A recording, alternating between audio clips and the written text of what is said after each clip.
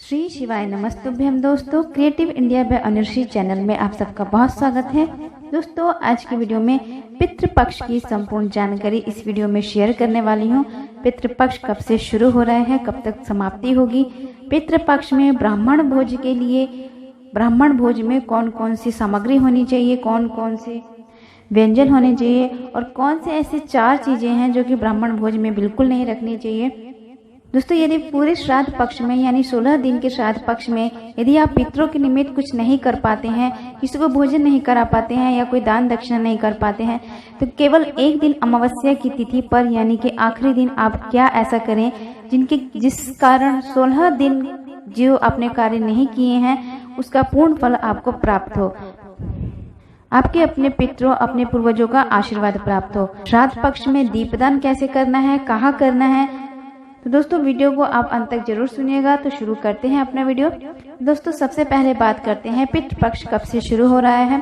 तो दोस्तों, शनिवार का दिन पहला पितृपक्ष लग रहा है। पहला श्राद्ध शनिवार को ही होगा।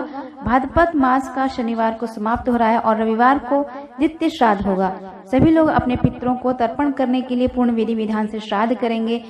यदि किसी के माता पिता की मृत्यु हो गई या पिता नहीं है तो तिथि के अनुसार प्रथम दिन से ही श्राद्ध कर्म किया जाता है। पहले दिन से ही पितरों को पानी दिया जाता है, जिसमें कि काला तिल, थोड़ा सा चावल और गंगा जल डालकर पितरों को पानी दिया जाता है। इस दौरान पूरी शुद्धता और नियमों का पालन करना भी विशेष माना जाता है। भाद्रपद महीने की पूर्णिमा से पितृपक्ष शुरू हो जाता है। पितृपक्ष को बहुत ही अहम माना गया है। इस दौरान दोस्तों, पितृपक्ष के दौरान कोई भी नए कार्य नहीं किए जाते हैं, जैसे कि शादी विवाह के कार्य को रोक दिया जाता है, खरीदारी के कार्य को रोक दिया जाता है, कोई भी नए वस्त्र या गहने नहीं लिए जाते हैं। इन दिनों में नाखून नहीं काटे जाते हैं, शेविंग नहीं की जाती है, गृह प्रवेश या यज्ञोपवीत जैसे शुभ कर्म रोक दिए जाते हैं। दोस्तों, इन दिनों में केवल पितरों के निमित्त ही कुछ शुभ कार्य किए जाते हैं। श्राद्ध कर्म जैसे कर्म किए जाते हैं, उनके लिए पिंडदान किए जाते हैं, तर्पण किए जाते हैं, दीपदान किए जाते हैं, जल दिया जाता है, ताकि पूर्वजों का, आपके पितरों का आप आशीर्वाद पाकर जिंदगी में सफलता और सुख समृद्धि मिल सके। श्राद्ध कर्म यानी श्राद्ध पक्ष 10 सितंबर से 25 सितंबर तक होगा और 25 तारीख तक आप अपने पितरों के निमित्त जल अर्पित करें, जिसमें कि एक तांबे का पात्र ले लें या फिर आपके पास पीतल का पात्र हो, या फिर अगर दोनों में से कुछ ना हो तो आप स्टील के पात्र में भी उसमें थोड़ा गंगा जल डालकर, थोड़ा सा काला तिल और थोड़ा सा साबुत अक्षत यानी कि चावल के दाने डालकर अपने पितरों के निमित्त आप जल अर्पित करें। दोस्तों, कृष्ण पक्ष या शुक्ल पक्ष की किसी भी तिथि पर आपके घर के सदस्य की मृत्यु हुई हो तो श्राद्ध पक्ष की किसी भी तिथि यानी 16 दिन की जो भी तिथियां पड़ती हैं उन तिथियों में, जैसे पूर्णिमा की तिथि पर कोई सदस्य की मृत्यु हो गई है तो पूर्णिमा का दिन आप उनका श्राद्ध कर्म कर सकते हैं। प्रतिपदा तिथि के दिन का श्राद्ध कर्म कर सकते हैं। यदि द्वितीय तिथि के दिन किसी का मृत्यु हुई हो तो आप द्वितीय तिथि के दिन उनका श्राद्ध कर्म कर सकते हैं। ऐसे तृतीय, चतुर्थी, पंचमी, षष्ठी, सप्तमी, अष्टमी, नवमी, दशमी, एकादश, द्वादश, त्रयोदशी, चतुर्दशी और अमावस्या की तिथि पर, इन तिथियों पर जिनकी भी मृत्यु हुई हो वे इस तिथि के अनुसार उनका श्राद्ध कर्म कर सकते हैं। ब्राह्मण को भोजन करवाकर उनका श्राद्ध कर्म पूर्ण करें, तर्पण करें, उनका पिंडदान दें, जल अर्पित करें उनके लिए। तो दोस्तों, श्राद्ध पक्ष की तिथियों पर ये सभी कार्य कर उन्हें आप प्रसन्न कर सकते हैं, उनका आशीर्वाद प्राप्त कर सकते हैं। दोस्तों, अब बात करते हैं श्राद्ध पक्ष में यदि आप अपने पूर्वजों के निमित्त उन्हें प्रसन्न करने के लिए ब्राह्मण भोज करवा रहे हैं तो ब्राह्मण भोज में आप किन किन वस्तुओं को रखने चाहिए, किन किन कौन सी ऐसी वस्तुएं हैं जिन वस्तुओं को ब्राह्मण भोज में शामिल नहीं करना चाहिए। सबसे पहले बात करते हैं कौन सी ऐसी वस्तुएं हैं जिन वस्तुओं को, जिन सामग्रियों को यानी भोजन सामग्रियों को भोजन में शामिल नहीं करना चाहिए। तो ऐसी सब्जियां हैं जिन सब्जियों को ब्रह्म भोज में शामिल नहीं करना चाहिए, जैसे कि पहला है बंद गोभी। बंद गोभी यानी पत्ता गोभी की सब्जी भोजन में बिल्कुल ना रखें। दूसरा है कुम्हड़ा। कुम्हड़ा की सब्जी भी भोजन में नहीं रखनी चाहिए।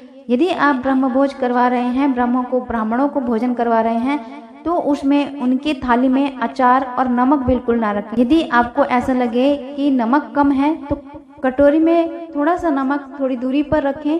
कोशिश करें कि उन्हें नमक और अचार देने की आवश्यकता ना पड़े।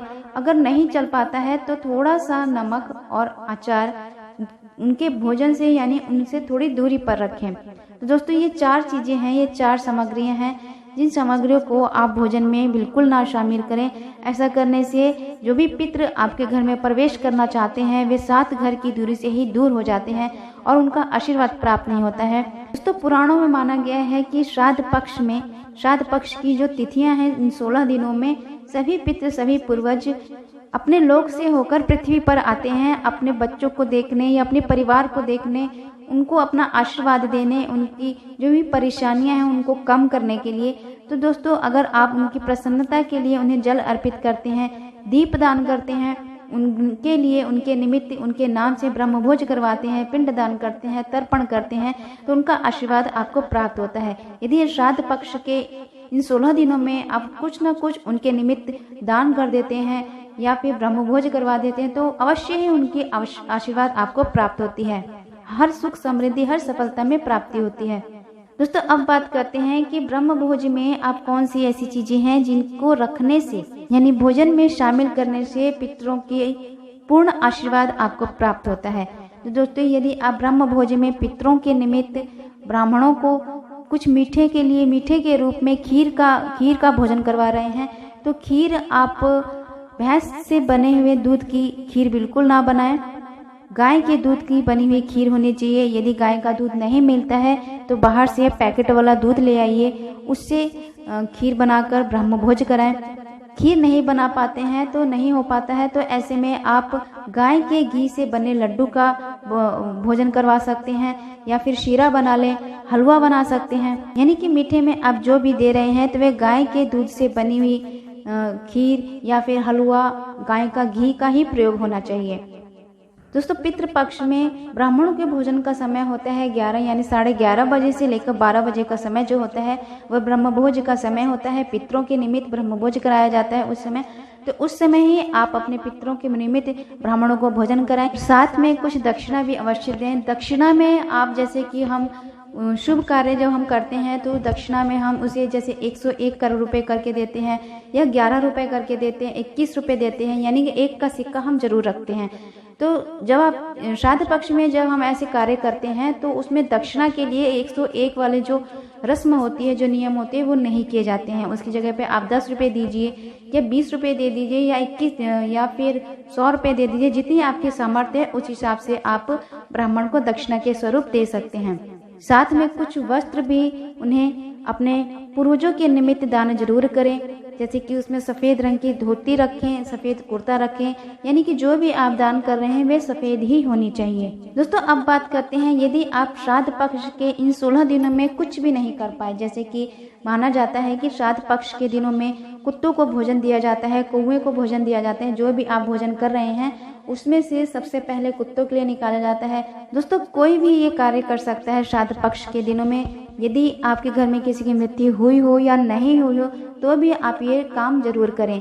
कोई भी आपके दरवाजे पे आता है, कोई ज़रूरतमंद आता है, कोई गरीब या भिखारी आता है, उसे खाली हाथ बिल्कुल ना लौटने दें। उसके हाथ पे आप 1 रुपये का सिक्का रख दें या आपके घर में कोई फल ही पड़ा हो, एक फल उसको दे दें, या अगर आप चाहते हैं वह भूख लगी है उसे तो उसे आप भोजन जरूर करा दें। तो दोस्तों बिल्कुल जो भी आपके दरवाजे पे आता है उसे बिल्कुल खाली हाथ जाने ना दें, क्योंकि माना जाता है कि श्राद्ध पक्ष के दिनों में किसी न किसी रूप में पूर्वज आपके दरवाजे पे जरूर आते हैं और उन्हें खाली हाथ बिल्कुल नहीं जाने दिया जाता है। तो यदि आपके दरवाजे पे कुत्ता आता है या गाय आती है या फिर कौवा भी आपको दिख जाता है तो उसको भोजन जरूर दें। तो अब बात करते हैं यदि आप श्राद्ध पक्ष के 16 दिनों में कुछ भी नहीं कर पाते हैं तो अमावस्या की तिथि पर ऐसा क्या करें कि इन 16 दिनों का पूर्ण फल आपके पितरों को प्राप्त हो, उन्हें प्रसन्नता की प्राप्ति हो और आपको उनका आशीर्वाद प्राप्त हो।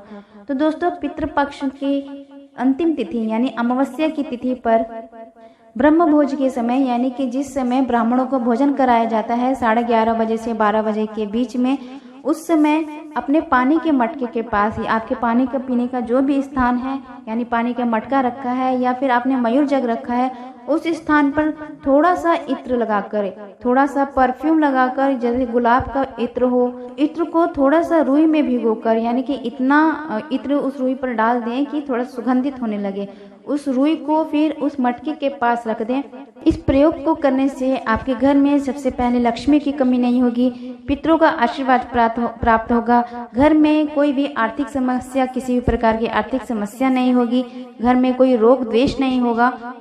दोस्तों एक काम आप जरूर करें, अमावस्या की तिथि पर आप ये कार्य भी कर सकते हैं। यदि आपने किसी को भोजन नहीं कराया है या कोई दान दक्षिणा नहीं किया अपने पितरों के प्रति, या फिर आपने उनको जल दान नहीं किया यानी कि पानी नहीं दिया है, तो अमावस्या की तिथि पर एक शुद्ध घी का दिया, कोई भी दिया आप ले सकते हैं। यानी अगर आप आटे का दिया बना सकते हैं तो अति श्रेष्ठ है, या फिर मिट्टी का दिया भी ले सकते हैं।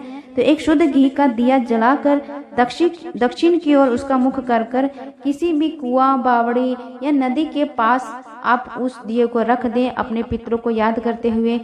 ऐसा करने से दोस्तों माना जाता है कि इन श्राद्ध पक्षों में इन नदी, कुआं, तालाब, बावड़ियों के आसपास आपके पितर आते हैं आचमन करने के लिए, पानी पीने के लिए, और जब वहां देखते हैं कि आपने उनके निमित्त एक दीप दान किया है तो बहुत ही प्रसन्न होकर आपको आशीर्वाद देकर वे अपने लोक को चले जाते हैं। तो ये काम आप जरूर करें। अमावस्या की तिथि पर एक दिया अवश्य निकालें, दीपदान जरूर करें।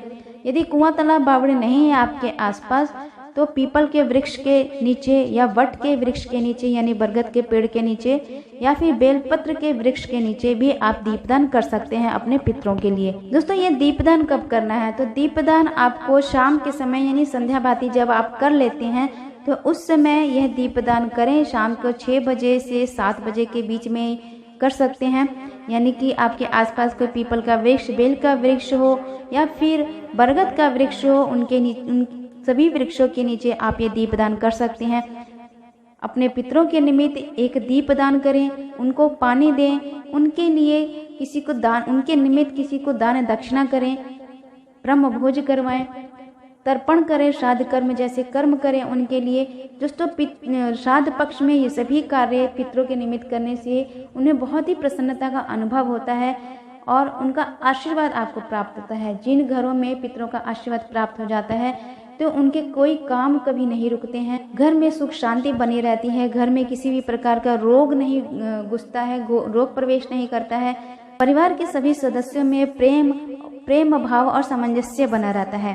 तो दोस्तों बहुत कोशिश की है मैंने छोटी छोटी जानकारियां आपको देने की। तो अगर आपको ये जानकारी अच्छी लगे तो चैनल को सब्सक्राइब कीजिए, लाइक कीजिए, शेयर कीजिए, बेल आइकन को जरूर प्रेस कीजिए जिससे कि वीडियो की जो भी नोटिफिकेशन है आपको मिलती रहे। दोस्तों आपके एक लाइक, शेयर से, कमेंट से मुझे बहुत मोटिवेशन मिलती है और पता चलता है कि हाँ यकीनन आपको यह वीडियो अच्छा लगा, आपके लाइक है। तो दोस्तों कमेंट बॉक्स में ओम नमो भगवते वासुदेवाय नमः मंत्र का जयकारा अवश्य लगाएं, ओम नमः शिवाय का जयकारा अवश्य लगाएं। मिलते हैं अगले वीडियो में, तब तक के लिए नमस्कार।